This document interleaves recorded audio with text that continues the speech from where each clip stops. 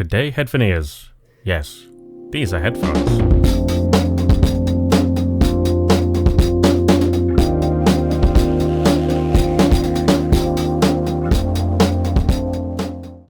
By 1983, Peerless was already producing orthodynamic headphones for 5 years, directly competing with Yamaha on the other side of the world. While Yamaha's evolution from the HP1 to the YH1000 was only really a refinement of their designs, Peerless took a very different route. Their earlier headphones, like the PMB8, used a very similar formula to Yamaha, but that all went out the window in 1983. Taking a leaf out of GREQ's book, the whole concept of decoupling or floating the drivers away from the head appears to have been borrowed for the PMB100 and PMB85. The headband and cups are a single piece of molded plastic that today still provides the correct amount of clamping force on the head. The grills are a single piece of perforated steel and the suspension strap is a pleather-coated piece of fabric. Looking at the two side by side, it's clear the 85 has been used a lot more. The pleather has mostly flaked off the suspension strap and the pads aren't as supple as they once were.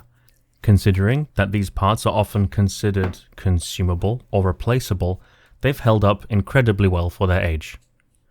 The only difference between the two worth mentioning is that the cable on the PMB100 is detachable, which is an incredibly rare feature on a 40-year-old headphone. When worn, both headphones perform similarly, and it's a bit of a mixed bag, really. On one hand, their relatively lightweight works well in combination with the even distribution of weight from the suspension strap. The light clamping pressure at the top of your neck, somewhere just behind and below your ear, helps to sell the illusion of not wearing a headphone. On the other hand, it's exactly that strange presence of upper neck pressure that I'm just not accustomed to. Perhaps with longer listening sessions over time I could learn to ignore it, as I've done with other traditional headphones of various shapes and sizes. In the end, I actually think they're really comfortable. As a reviewer, I feel like it's not my place to say whether something is good or bad unless it can be proved objectively, or falls so far outside of anything considered normal. With that in mind, I can definitely see what the design of both of these headphones is achieving. If we take a quick glance at their frequency responses, you might make the mistake of hastily concluding that they are irrevocably flawed. There is no question, both of these headphones require tone correction. If you watched my previous video on the biodynamic DT480 or have spent any amount of time messing around with vintage stereo amps or digital EQ software, you know the kind of power these tools grant the listener.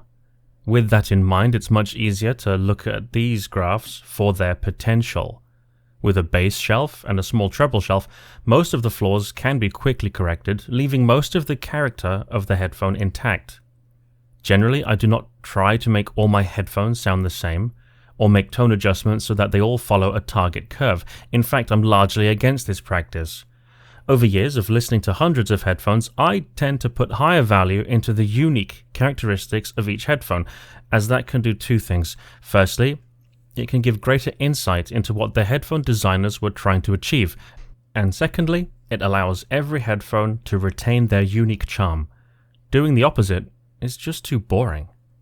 So, after some simple tone correction, what's left is a much larger sense of space compared to most other headphones of its era.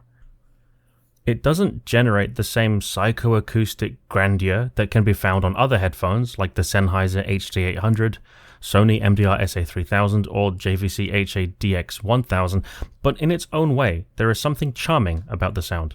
I think it reminds me most of listening to some small bookshelf speakers.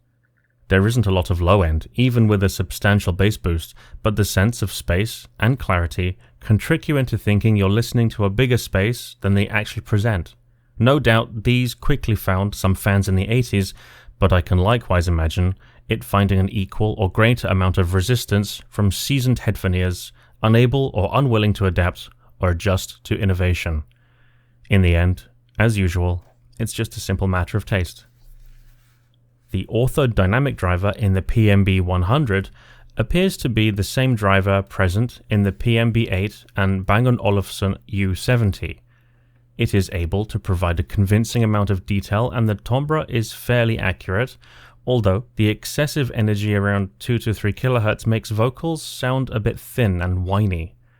Further EQ or tone correction can mostly remedy this problem, which fades away in the totally open design, but this may eventually reveal the limitations of the driver's ability to render every tone cohesively.